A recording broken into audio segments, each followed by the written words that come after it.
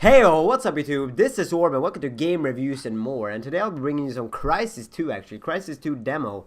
And I haven't played the full game yet. It is being released for PC this Thursday. And I don't know when it will be released in the rest of the world for PC, but I think console already has it, right? They released it a couple of days ago. So you guys been gaming the full game, and please leave your feedback and comments about the game in the comment section below, because I really want to know what you guys think of the full game, because I really enjoyed the demo version.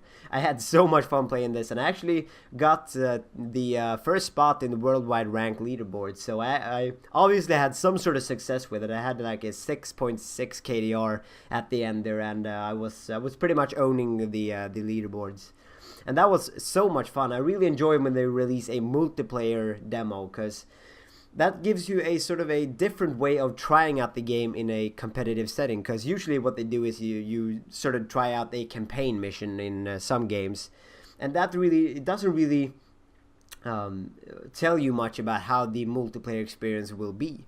And I really think they succeeded big with the demo, and they actually released a patch or an update for the demo, which is really good, and that just shows how much they care about the game and how much they care about the players. So I'm not working for them. I'm like I'm giving them so much props and things, but they're I don't know. I'm really satisfied how the demo has turned out, and they turned off the demo, I think a couple of days ago, so that's pretty sad, but that sort of says itself, since they are dropping the big game in a few days, or today actually. So what I thought I would talk about today is sort of tips and tricks how I managed to get on the worldwide ranked leaderboard's #1 spot, and hopefully you can do the same, and or if not that, hopefully improve your game and getting better KDRs and just enjoying the game more. So yeah, this is just my own. These are just my own opinions, and want to start off real quick. Just the spot I am right now on Skyline, this main roof, that is the place to be on this map. Just want to get that out there real quick. This is the place to be, and on the Pier 17 map, the other demo map, the mall is the place to be. That is the most frequently there we go, frequently visited places on the maps. You have a lot of escape routes. You have a lot of you have a sort of a complete overview over the entire map, unless they're like inside the building under you. That is that sort of says itself. But two top places to be: the mall and the main roof here on Skyline. And this is actually a really good game for me. I think I get like 47 something. I don't know. It's a pretty good game, and a lot of kills and a lot of action. So let's move forward to the tips and tricks. So first, there is a lot of abilities. You have the armor, you have the stealth, you have the sprint, you have the nanovision. Those are just to name the main ones, and you have to be able to find a balance between these. And what I mean with balance is you need to know when you need to put on armor, you need to know when you put on stealth, you need to know when you should sprint, because that costs energy and jumping as well. And the biggest one, nanovision, and I will talk about these more in depth real soon. But you need to find a balance between them, knowing when to use them well and when to not use them and just recharge. You wanna keep when there's no action going on, why use any abilities? But you don't wanna be at 100% energy all the time. As soon as you get to 100 energy, then you should use some ability, just because it's so much effective. So put on stealth or put on armor, whatever it may be. Use the energy, but also keep in mind that you don't want to run out of energy. That sort of says itself. So okay, moving on. As soon as you see an enemy, you will see that a lot. Not right there, but a lot when I see an enemy, I go into armor mode directly. That is just because if he turns around and gets a few bullets at me, I won't die, because I have armor mode enabled. Or if his mate is behind me or something, I will be able to have a chance to turn around and shoot him as well. So armor, as soon as you see someone and as soon you're going into combat, basically turn on armor mode, because that is the ability to use when going into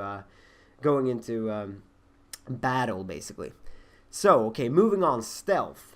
Stealth is a really useful ability, and I didn't use it as much in the beginning as I used it in the end, because I really in the beginning, I really didn't need it. I felt I needed my armor ability, and that was basically it.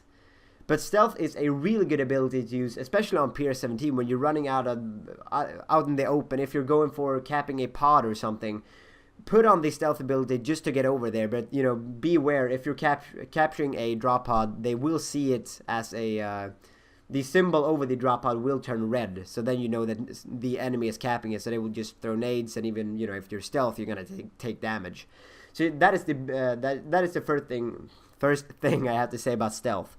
Second thing is, if you see someone, don't shoot directly. Go out of stealth before shooting, because you will lose all your energy, and you will see this like flashing thing on your screen, and you won't be able to see as well. So go out of stealth mode or activate armor mode, because that will then you will automatically go out of stealth mode and into armor mode.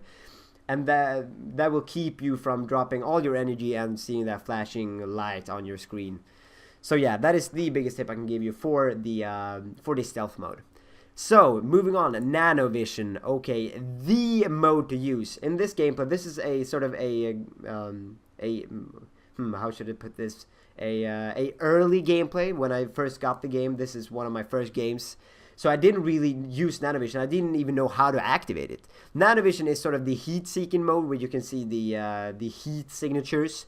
And that is the mode to use. I use it perhaps 90%, 95% of the time when I'm just running around the map. Because you can spot stealth mode, stealth opponents easier. And you can just spot enemies further away and stuff like that. And enemies just stand out more in the environment around them. So use Nanovision, please. Just try it out, see how it goes, because that is just the ability basically.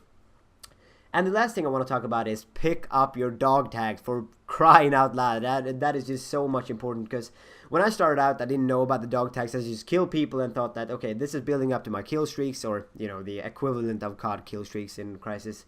But they weren't. So you need to run over, you need to kill someone, run over, pick up their dog tag that is laying, and it will lay there for quite some time. So if you happen to die directly after, you can still run over there and take it. And your teammates or your opponents can't take the dog tags. They will just disappear after a while.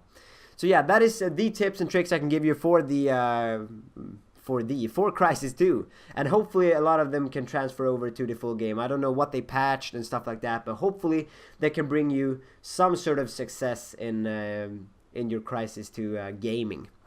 So yeah, please leave your feedback and comments in the comment section below. Any questions, any thoughts you have about Crysis 2? Have you bought the game? Will you buy the game? And stuff like that. So yeah, final score 48-7 with 2 assists. I think 48 kills. My screen is a bit blurry right now. But yeah, everything in the comment section below, guys. And I'm out. Bye!